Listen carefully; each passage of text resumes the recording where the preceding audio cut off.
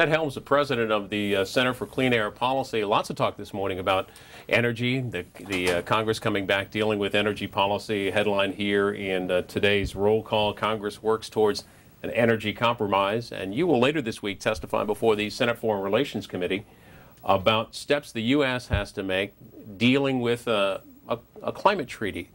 I thought we just had Kyoto. The U.S. didn't sign on to Kyoto. What's next? What are we talking about here? Well, the next step in the international process, Bill, is really negotiation of what we developed a year and a half ago in Bali, the Bali Action Plan, and that will lead to a new treaty, a successor to Kyoto, this fall in December in Copenhagen. That's the next step in the process. Why didn't the Kyoto Treaty pass the Congress, first of all? And secondly, what does this treaty have to have in it that'll help it get through this time around? Well, Kyoto really ran into trouble in Congress because two things. One, the Clinton administration really didn't lay the groundwork with the Congress to sell that treaty. They went and negotiated an international treaty, thought they could bring it home and get ratification easily.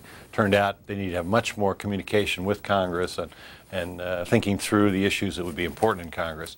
The key issue, I think, is this question of what will major developing countries do. In the Kyoto Treaty, they basically were able to sell credits from reduction projects they did in their countries, but they had no responsibility to make reductions themselves.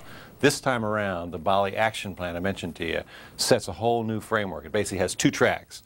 On one side, developing countries say, we will take nationally appropriate mitigation actions that are monitorable, reportable, verifiable, in return for help with technology, help with the capacity to manage these kinds of issues, help with financing. So we've got a two-track process. Annex 1, developed nations have to show they're going to put some cash on the line to help these developing countries. And developing countries, for the first time, say, we will take action and we will monitor, report, and verify that action. Interestingly, China today has made more reductions in a program they have in place in China today than we would do under last year's legislation here in the United States. So some very significant stuff underway already in these key developing countries. We had a couple of comments about China in our last segment about how much energy they use, what they're contributing in terms to climate change. So in those developing countries that you're talking about, what's the challenge there? Well, the challenge is twofold. One is they're growing very fast. You know, we're talking about 100% increase in emissions by 2020 because these are developing nations that are just reaching full capacity and full economic development.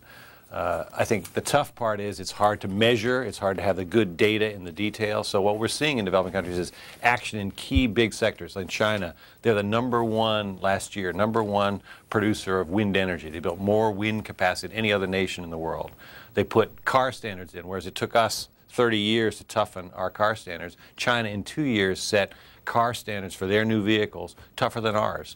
So some of these things where it's a central directed economy, they can do very fast. Where it's really working with the individuals at the ground level in the rural areas and so on, a lot harder. So you really need to focus on those big sectors. A Washington Post story talks about some of the challenges ahead with India. The story, the headline, India rejects call for emission cut days after the Obama administration unveiled a push to combat climate change. Indian officials said it was unlikely to prompt them to agree to a binding emission cuts position among emerging economies that many say derails effective action. You talked about progress that China's making. What about this story from India? India's doing some things as well. They have some pretty advanced programs. No question, that story's on the money. India has been the #1 nail dragger, foot dragger in terms of this process.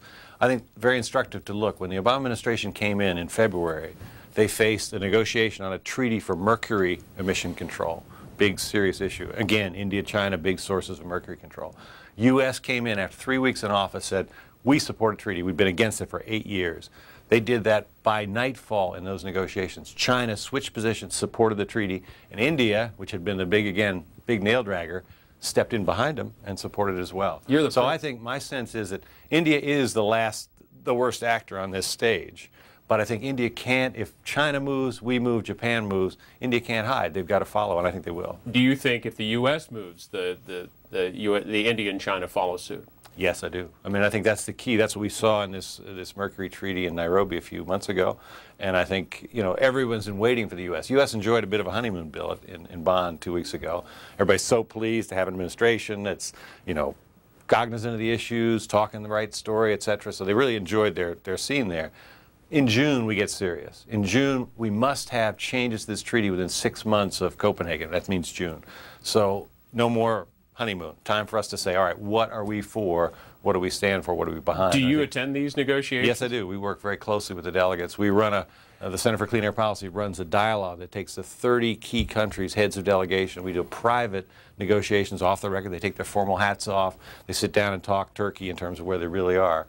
We do that on a several times a year basis. So we're very close to the negotiations, and we're encouraged. We think, despite some of the posturing you heard 2 weeks ago, we're on track to really get a breakthrough. Just before we get to calls here, we'll call in our last segment, talked about they should call it what it is. People say climate change, global warming. Do the words we use to describe what's going on in our world, climate change, global warming, do they have an impact? I think they do, but I think you need to make it really specific for people. They need to understand that this is about the energy we use. When we drive the car, we're releasing CO2 emissions. When we don't unplug that charger at night after we've charged the cell phone, we're using energy. We really have to think about this in terms of how we use our energy across the board, and then I think people get it. Here's a call from Wayne County in West Virginia. Joe, good morning. How are you? I'm fine. How are you? Fine. Hey, thank God for C-SPAN.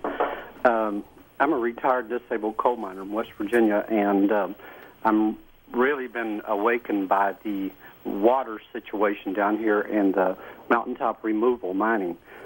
Within the last 20 years, they've destroyed approximately 1 million acres of mountain range here in West Virginia with mountaintop removal mining. As they go down and take this coal out of the earth through these layers after layers of rock and sediment, this coal is encased in clays that contain heavy metals that are being released into our waterways and our streams down here. In order to meet the Clean Water Protection Act for the quality of the coal that we burn through the processing, this coal is leaving behind heavy metals that are being released into our water down here, and we're being destroyed in West Virginia so people can turn on their lights. And under the Bush administration, the EPA has basically abandoned the state of West Virginia. The state of West Virginia has a governor that's very cozy with coal down here, and what we're finding out is that about 7 of our major rivers are contaminated with things such as mercury, selenium, manganese, chromium, zinc, tin, and West Virginia is being destroyed so everybody else can turn their light switches on, and they're treating us basically like a third world country down here. And I'd like to know if coal to be exported to Canada, to China, to Taiwan is worth the destruction of West Virginia.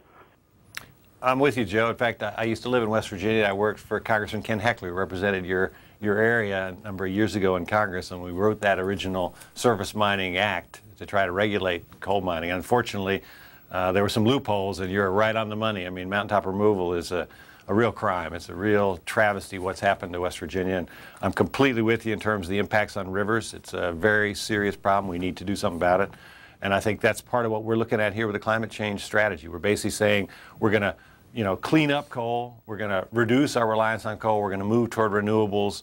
We're going to move toward energy efficiency and that sort of thing. So I think you're exactly on the money. And I think this administration has been some signs that the new administrator of EPA is going to take a second look at those permits in terms of the water pollution. I couldn't agree more. I think it's a travesty. That law was written in 1977, and it's been abused, and we need to fix it. Next call, Newark, Ohio. Paul's a Democrat calling in. Good morning. Newark, Ohio, you're next. It helps if I push the button. How about Newark, Ohio? Hi there. Thank you. Thank you for taking my call. Sure. I'm kind of in shock that I got through. I've only tried for about 3 months. Now I suppose I'm so nervous I won't be able to get my point across. I just wonder how we're going to convince people. It seems to me that most people believe that this global warming has come some kind of a myth. At least the people I talk to. The last gas was on soda out of figure was 3.2%. I think we've passed that point in terms of people thinking it's a myth. I mean, we run a Center for Clean Air Policy. We run a dialogue that brings together key oil companies, coal companies, key environmental groups, representatives of many states around the country, and basically this science issue is over. It is settled. I mean, the vast majority of scientists agree that this is a really serious problem. We're seeing the effects already, and we've moved on. We're now at a point where we have to talk about what are the solutions. Coming out of the America Summit, the Energy Secretary Stephen Chu, this is a United Press International story, Energy Secretary Chu said on Saturday the prospect of more severe hurricanes and rising sea levels in the Caribbean is very, very scary. He met with government officials from Western Hemisphere nation at the Summit of the Americas. Secretary Chu said representatives of the nations attending the summit expressed great concern at a meeting on Saturday about climate change and said he was optimistic that the U.S. and other nations will be able to establish a framework, an energy framework and a climate change framework that can produce progress in energy and climate change issues. Have you spoken with Secretary Chu? I haven't spoken with him, but I've spoken with some of his staff, and I certainly agree with his comments. I mean, I think this is a big deal for the Caribbean. It's a big deal for us. I mean, Louisiana, South Carolina, Florida, these areas face very serious problems in terms of sea level rise. Example, North Carolina today, I'm sure you go to the Outer Banks, within 30 years, we'll be talking about the Outer Banks will be like the Keys. We'll basically have little islands in Ocracoke and other places, and basically the rest of it will be underwater. We'll have the sea level rise will be all the way up to I-95 in terms of the impact in North Carolina, of course, according to the scientists. So we're talking about very serious problems for us as well as for many developing countries. Next to St. Louis, and Dwight, good morning, a Republican caller. Yes, good morning. Good morning. I'd like to know if this guest has read the book Red Hot Lies. I read it, and it seemed to make some pretty good points about some of the motivations of these alarmists, that everybody's bellying up to the government trough. And the reality is that climate has changed forever. A lot of it is caused by the sun. The ice caps on Mars are shrinking, and there's never been a car on Mars. I believe the climate does change, but I don't think the impact of human activity is that big of a factor. There's a lot bigger factors we can't control. And I'm very concerned about what all this is going to cost us. The government is broke. We're trillions of dollars in debt. And we want to spend money on that there is reputable scientists and data that says you're out of whack. Thanks, Dwight. We'll get a response. I think I've already answered your point on the science. I think the International Panel on Climate Change, which brings together the world's best scientists, uniform agreement, almost uniform agreement that this is a real serious problem. I think your point about the cost is really important, however. And I think there is a silver lining, as we've seen from the Obama administration. Basically, we're talking about new technologies, green technologies, the wind plants, the new efficiency technologies, the smart grids, all those kinds of opportunities that will allow us, carbon capture and storage for coal plants, will allow us to solve this problem and also be the leaders in developing these new technologies so that we have new jobs and new opportunity. And we continue to play the casino roulette of the derivatives and the mortgage and what we've seen in the last year and a half. Or we can start to put our investment in areas that are really important both for the environment and for jobs. Interestingly, China and Korea, in their stimulus packages, have put a much higher percentage of the money into these new technologies than we have here in the United States. And I think that shows you that even developing countries have the message that this is an opportunity. It's not just a cost, it's also an opportunity. But you're right on the money. We have to do this in a cost-effective way. We can't throw money at it. We've got to think carefully and make smart investments. Is there a concern that this Copenhagen climate treaty could, in effect, pick winners in alternative energy, whether it be wind or solar or other fuels? In other words, it would benefit some industries and not benefit others. I don't think so, Bill. I think the idea here is that what the developing countries will do is basically bottom up. They'll pick the best opportunities in their countries, just like we in the developed nations do. So if wind makes sense in the United States, that's where we go. If, big thermal solar makes sense in Saudi Arabia, where there's all that sand and all that sun,